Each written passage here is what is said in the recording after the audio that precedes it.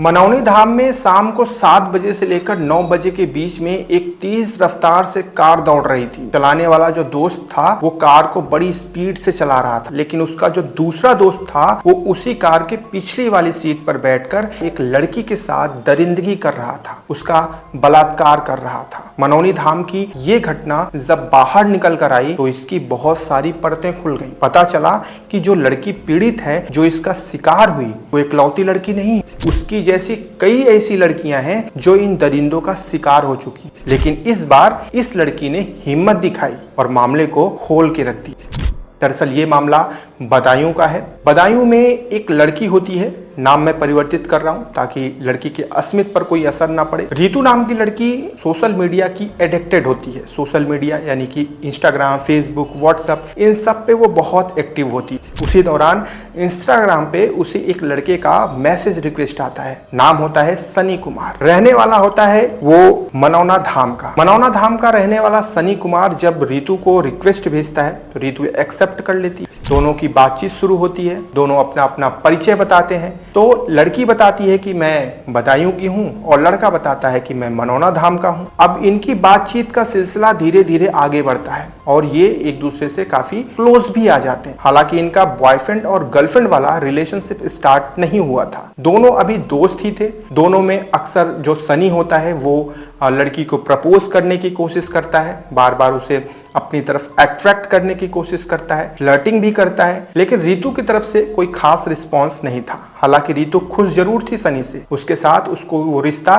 काफी सार्थक और सही लग रहा था। अब इनका ये सिलसिला बढ़ते बढ़ते काफी आगे जाता है। इसके बाद एक दिन सनी ये बात रखता है कि तुम मनौना धाम घूमने आओ मनौना धाम घूमो, दर्शन करो, वापस जाओ, मैं तो यहीं पे हूँ, मैं तुम्हें सब कुछ घुमाऊंगा। अब रितु एक योजना बनाती है कि ठीक है, वो एक डेट निर्धारित करती है और तकरीबन बुधवार का दिन होता है, आज से तकरीबन 3-4 दिन पहले, यानी कि तारीख आप कह सकते हैं कि लगभग 8 या 7 सितंबर 7 या 8 सितंबर को रितु पहुंचती है मनौना धाम। वहां पर शाम का वक्त होता है, तकरीबन 7 बज रहे होते हैं। उसी वक्त एक कार आकर रुकती है और उस कार में आगे वाली सीट पर एक लड़का बैठा होता है और पीछे वाली सीट पर सनी बैठा होता है। आगे वाली सीट पर जो होता है वो सनी का दोस्त होता है। इसके बाद गेट खुलता है, सनी कहता है आओ अंदर बैठ जाओ। इसके बाद बिना हिचकिचाहट के जो रितु है वो अंदर बैठ जाती है, क्योंकि अभी तक वो काफी कंफर्टेबल थी। अंदर बैठने के बाद फिर दोनों लड़के उससे बातचीत करने लगते हैं, फुसलाने लगते हैं। फुसलाने का मतलब ये कि वो ये कहने लगते हैं कि चलो अब तुम यहाँ आई हो, रात भर यहीं रुको, पहले चलो तुमको घुमाते फिराते हैं, थोड़ी बहुत अगर हम प्यार मोहब्बत करना चाहें तो तुम कर सकती हो। अब सनी की ये बातें सुनकर कहीं ना कहीं रितु अनकंफर्टेबल फील करने लगती है, वो बहुत असहज महसूस करने लगती है। उसे लगता है कि यार ये सनी कहीं ऐसा तो नहीं है कि वक्त का फायदा उठा रहा।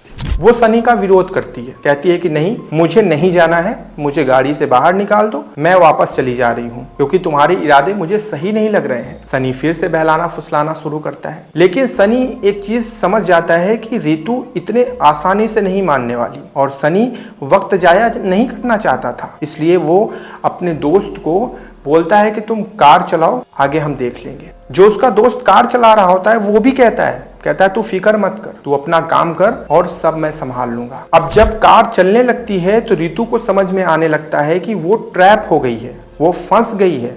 वो जो सनी जिसे वो बहुत शरीफ और बहुत नेक समझती थी, दरअसल वो सिर्फ एक शारीरिक आकर्षण है। सनी को अगर उससे कुछ चाहिए तो सिर्फ उसका बदन, तन, शरीर, सिर्फ यही चाहिए। रितु समझ चुकी थी, लेकिन चलती कार से वो कूद नहीं सकती थी। उसने सनी को मना किया, उसने विरोध किया कड़ाई से, बोला कि मुझे उतार दो, मैं शोर मचाऊंगी वगैरह वगैरह।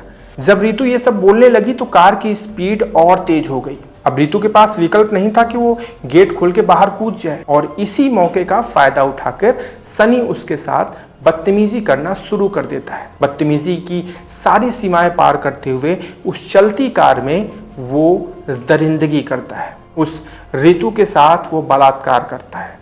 तकरीबन 7 बजे से लेकर 9 बजे तक ये सिलसिला चलता है। 9 बजे वापस कार मुड़कर आती है मनौनी धाम के गेट के सामने और वहां पर ये तमंचा निकालकर रितु को धमकाते हुए कहते हैं कि अगर तुमने किसी को चूं चां कुछ भी किया तो यकीनन तुम्हारी हत्या हो जाएगी। ये कह के उसे गेट से बाहर धक्का दे देते हैं और वहां से फरार हो जाते हैं। रितु वहां से उठती है और हिम्मत जुटाकर सीधे प्रशासन के पास जाती है और उनको सारी आपबीती बताती है। प्रशासन उसी रात को तुरंत उस घटना स्थल पे पहुंचता है। प्रशासन जाकर चारों तरफ नाकाबंदी करती है, सब कुछ इंक्वायरी शुरू हो जाती है, प्रशासन कड़ाई दिखाना शुरू कर देती है। इसी दौरान प्रशासन को पता चलता है कि वो जो दो शख्स हैं, वो जो दो लड़के हैं, एक जगह पे उनको देखा गया है और वहां से वो भागने की फिराक में है। पुलिस तुरंत दबिश डाल देती है। जब पुलिस पहुंचती है तो वो जो दोनों होते हैं वो उसी तमंचे का इस्तेमाल करके फायरिंग कर देते हैं, जिसके बाद पुलिस को रिटर्न फायर करना पड़ता है और इस बार गोली दोनों के पैरों पे लगती है। दोनों वहीं पे गिर जाते हैं। पुलिस उनको गिरफ्तार कर लेती है। अब जो खुलासा होता है वो आपकी आंखें खोल देगा, क्योंकि फिर ये पता चलता है कि दरअसल जो सनी है वो सनी नहीं है, वो सानू है और जो उसका दोस्त कार चला रहा था उसका नाम आरिफ है। ये दोनों अपने आप को हिंदू बताते हैं। सनी की मतलब सानू की कई सारी आईडी फेसबुक इंस्टाग्राम पे हिंदू नाम से बनी हुई है और उसका टारगेट था वो हिंदू लड़कियों को ही फंसाता था, उनके साथ गलत व्यवहार करता था और फिर उन्हें छोड़ देता था। ये खुलासा हुआ, उन्होंने स्वीकार किया कि वो रितु जैसी न जाने कितनी लड़कियों को अपने जाल में फंसा रखा है। ये मामला एक लड़की से शुरू हुआ था, लेकिन फिर पता चला कि इस जाल में तो कई सारी लड़कियां फंस चुकी हैं। ये थी कहानी। अब आगे जो भी खुलासे होंगे वो मैं आपके साथ साझा करूंगा, लेकिन जरा सोचिए, इसमें दो चीजें। पहला, सोशल मीडिया, जिस पर लोग आजकल आंख बंद करके भरोसा कर लेते हैं, किसी भी खबर को पढ़ते हैं और उसे सच मान लेते हैं। दूसरी चीज, ये जो ट्रैप चल रहा है, कोई भी दूसरे धर्म का इंसान किसी दूसरे धर्म के लोगों को टारगेट करता है, उनके साथ बदसलूकी करता है, उनको अपने जाल में फंसाता है। ये दो चीजें बहुत तेजी से फैल रही हैं।